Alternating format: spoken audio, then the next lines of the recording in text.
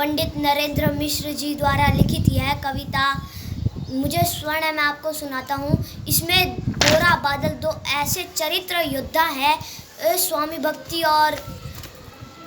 भक्ति और देशभक्ति के अप्रतिम प्रतिमान है। मुझे स्वर्ण मैं आपको सुनाता हूँ कि दोहराता हूँ सुनो रक्त से लिखी हुई कुर्बानी, जिसके कारण मिट्टी भी चंदन है राजस्थानी। रावल रतन सिंह को छल से कैद किया खिलजी ने, कालजयी मित्रों से मिलकर दगा किया खिलजी ने। खिलजी का चित्तौड़ दुर्ग में एक संदेशा आया, जिसको सुनकर शक्ति शौर्य पर फिर अधियारा छाया। 10 दिन के भीतर न पद्मनी का डोला यदि आया, यदि न रूप की रानी को न तुमने दिल्ली पहुंचाया, तो फिर राणा रतन सिंह का शीश कटा पाओगे, और शाही शर्त न मानी तो पीछे पछताओगे। यह दारुण स्वाद लहर सा दौड़ गया था रण भर में, यह बिजली की तरह क्षितिज से फैल गया था अंबर में। महारानी हिल गई थी, शक्ति का सिंहासन डोला था सतीत्व मजबूर जुलम विजयी स्वर में बोला था। रुष्ट हुए बैठे थे सेनापति गोरा रणधीर, जिनसे रण में बह खाती थी खिलजी की शमशीर। अन्य अनेकों मेवाड़ी योद्धा रण छोड़ गए थे, रतन सिंह की संधि नीति से नाता तोड़ गए थे। पर रानी ने प्रथम वीर गोरा को खोज निकाला, वन वन भटक रहा था मन में तिरस्कार की ज्वाला। गोरा को पद्मनी ने खिलजी का पैगाम सुनाया, मगर वीरता का अपमानित ज्वर नहीं मिट पाया। बोला मैं तो बहुत तुच्छ हूँ, राजनीति क्या जानूं, निर्वासित हूँ राज मुकुट की हट कैसे पहचानूं। बोली पद्मनी समय नहीं है वीर क्रोध करने का, अगर धरा की आन मिट गई घाव नहीं भरने का। दिल्ली गई पद्मनी तो पीछे पछताओगे, जीते जी राजपूती कुल को दाग लगा जाओगे। राणा ने जो कहा किया वो माफ करो सेनानी, यह कहकर गोरा के कदमों पर झुकी पद्मनी रानी। है ये क्या करती हो, गोरा पीछे हट बोला, और राजपूती गरिमा का फिर ददक उठा था शोला। महारानी हो तुम, सिसोदिया कुल की जगदम्बा हो, प्राण प्रतिष्ठा एक लिंग की ज्योति अग्निगंधा हो तुम। जब तक गोरा के कंधे पर दुर्जय शीश रहेगा, महाकाल से भी राणा का मस्तक नहीं कटेगा। तुम निश्चिंत रहो महलों में देखो समर भवानी, और खिलजी देखेगा केसरिया तलवारों का पानी। राणा के सकुशल आने तक गोरा नहीं मरेगा, एक पैर तक सर कटने पर धड़ युद्ध करेगा। इकलिंग जी की शपथ महाराणा वापिस आएंगे, महाप्रलय के घोर जंबन बिना रोक पाएंगे। शब्द शब्द मेवाड़ी सेनापति का था तूफानी, शंकर के डमरू में जैसे जाएगी वीर भवानी, जिसके कारण मिट्टी भी चंदन है राजस्थानी। दोहराता हूँ सुनो रक्त से लिखी हुई कुर्बानी। खिलजी मचला था पानी में आग लगा देने को, पर पानी प्यासा बैठा था ज्वाला पी लेने को। गोरा का आदेश हुआ सज गए 700 डोले, और बाकुरे बादल से गोरा सेनापति बोले खबर भेज दो खिलजी पर पद्मनी स्वयं आती है। अन्य 700 सखिया भी वो साथ लिए आती है। स्वयं पद्मनी ने बादल का कुमकुम तिलक किया था, दिल पर पत्थर रखकर भीगी आंखों से विदा किया था। और 700 सैनिक जो यम से भी भिड़ सकते थे, हर सैनिक सेनापति था लाखों से लड़ सकता था। एक एक करके बैठ गए सज गई डोलियां पल में, मर मिटने की होड़ लग गई थी मेवाड़ी दल में। हर डोली में एक वीर था 4 उठाने वाले, पांचों ही शंकर के गण की तरह समर मत वाले। बजा कूच का शंख सैनिकों ने जयकार लगाई, हर हर महादेव की ध्वनि से दशों दिशा लहराई। गोरा बादल के अंतस में जगी ज्योत की रेखा, मातृभूमि चित्तौड़ दुर्ग को फिर जी भर कर देखा। कर अंतिम प्रणाम चढ़े घोड़े पर सुबट अभिमानी, देशभक्ति की निकल पड़े वो लिखने अमर कहानी, जिसके कारण मिट्टी भी चंदन है राजस्थानी। दोहराता हूँ सुनो रक्त से लिखी हुई कुर्बानी। जा पहुंची डोलिया एक दिन खिलजी के सरहद में, उधर दूत भी जा पहुंचा खिलजी के रंग महल में। बोला शहंशाह पद्मनी मलिका बनने आई है, रानी अपने साथ हुस्न की कलियां भी लाई है। एक मगर फरियाद उसकी फकत पूरी करवा दो, राणा रतन सिंह से एक बार मिलवा दो। खिलजी उछल पड़ा, फौरन यह हुक्म दिया था, बड़े शौक से मिलने का शाही फरमान दिया था। वह शाही फरमान दूतों ने गोरा तक पहुंचाया। गोरा झूम उठे उसी क्षण बादल को पास बुलाया। बोले बेटा वक्त आ गया है कट मरने का, मातृभूमि मेवाड़ धरा का दूर सफल करने का। यह लोहार पद्मनी भेष में बंदिग रह जाएगा, केवल 10 डोलियां लिए गोरा पीछे दाएगा।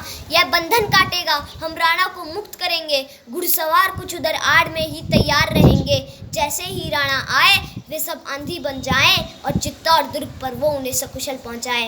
अगर भेद खुल जाए वीरों तो पल की भी देरी न करना, और शाही सेना आ पहुंचे तो बढ़कर रण करना। मेरे लाडले बादल तिल तिल कट मरना, मैं आन न जाने पाए, मेवाड़ी मान न जाने पाए। राणा जाए जिधर उधर शत्रु को न बढ़ने देना, और एक यवन को भी उस पथ पर पांव न धरने देना। ऐसा ही होगा काका, राजपूती अमर रहेगी, बादल की मिट्टी में भी गौरव की गंध रहेगी। तो आजा बेटा बादल, सीने से तुझे लगा लूं, हो ना सके शायद अब मिलना, अंतिम लाड़ लड़ा लूं। यह कहकर बाहों में भरकर बादल को गले लगाया। धरती कांप गई, अंबर का अंतस मन भर आया। सावधान कहकर पुण्य पथ पर बड़े गोरा सेनानी, पोंछ लिया झट से मुड़कर बूढ़ी आंखों का पानी, जिसके कारण मिट्टी भी चंदन है राजस्थानी।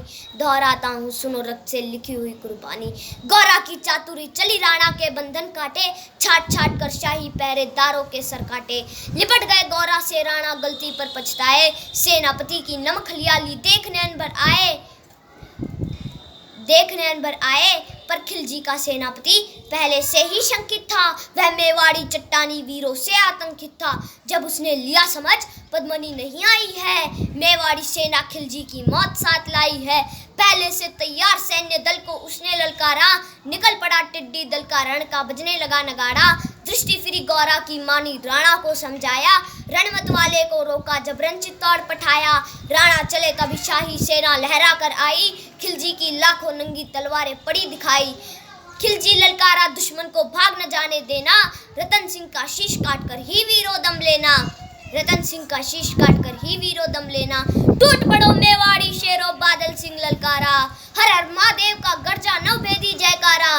निकल डोलियों से मेवाड़ी बिजली लगी चमकने, काली का खप्पर भरने तलवारें लगी खटकने। काली का खप्पर भरने तलवारें लगी खटकने। राणा के पथ पर शाही सेनापति तनिक बड़ा था, उस पर तो गौरा हिमगिरी सा अड़ा खड़ा था। कहा जफर से, एक कदम भी आगे बढ़ न सकोगे, यदि आदेश न माना तो कुत्ते की मौत मरोगे। राणा रतन सिंह तो दूर, न उनकी छाया तुम्हें मिलेगी, दिल्ली की भीषण सेना की होली अभी जलेगी। यह कहकर महाकाल बन गौरा रण में हुक्कारा, लगा काटने शीश बही समर में रक्त की धारा। खिलजी की असंख्य सेना से गौरा घिरे हुए थे, लेकिन मानो वह रण में मृत्यु जय बने हुए थे। पुण्य प्रकाशित होता है जैसे अग्नित पापों से, फूल खिला रहता है असंख्य कांटों के संतापों से। वह मेवाड़ी शेर अकेला लाखों से लड़ता था, बड़ा जिस तरफ वीर उधर ही विजय मंत्र पढ़ता था। इस भीषण रण से दहली थी दिल्ली की दीवारें, गौरा से टकराकर टूटी थी खिलजी की तलवारें। पर कयामत देखकर अंत में छल से काम लिया था, गौरा की जंघा पर अरी ने छिपकर वार किया था। वही गिरे वीरवर गौरा, जफर सामने आया, शीश उतार दिया धोखा देकर मन में हर्षाया।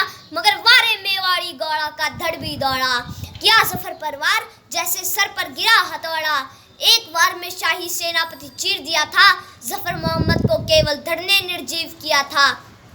ज्यों ही जफर कटा, शाही सेना का साहस लर्जा, काका का धड़ देख बादल महारुद्र सा गरजा। अरे कायरो नीच बांगड़ो, छल से रण करते हो, किस पूते पर तुम जवान मर्द बनने का दम भरते हो। यह कहकर उसी क्षण बादल बिजली बनकर टूटा था, मानो धरती पर अंबर से अग्नि शीरा छूटा था। ज्वालामुखी फटा हो जैसे दरिया तूफानी, सदियों दोहराएंगे बादल की रण रंग कहानी। अरी का भाला लगा पेट में आते निकल पड़ी थी, जख्मी बादल पर लाखों तलवारें खिंची पड़ी थी। कसकर बांध लिया आतों को केसरिया पगड़ी से, रंचक डिगान व प्लयंकर सम्मुख मृत्यु खड़ी से। अब बादल बन गया तूफान, शक्ति बनी फौलादी, मानो रण में खप्पड़ लेकर लड़ती हो आजादी। उधर वीरवर गौरा का धड़ अली दल काट रहा था, और इधर बादल लाशों से भूतल पाट रहा था। आगे पीछे दाएं बाएं जमकर लड़ी लड़ाई। उस दिन समर भूमि में लाखों बादल पड़े दिखाई, पर अंत में हुआ परिणाम वही जो होना था। उनको तो कण कण अरियों के शोंद से धोना था। मेवाड़ी सीमा में राणा सकुशल पहुंच गए थे, गोरा बादल तिल तिल कट रण में खेत रहे थे। एक एक करके मिटे सभी मेवाड़ी वीर सिपाही, रतन सिंह पर लेकिन रंचक आँच ने आने पाई। गोरा बादल के शव पर भारत माता रोई थी, क्योंकि उसने अपनी दो प्यारी ज्वलंत मणियां खोई थी। धन्य धरा मेवाड़, धन्य गोरा बादल, जिनके शव से रहा पद्मनी का सतीत्व अभिमानी, जिसके कारण मिट्टी भी चंदन है राजस्थानी। दोहराता हूँ सुनो रक्त से लिखी हुई कुर्बानी। जय मेवाड़, जय एकलिंग जी, जय राजपुताना।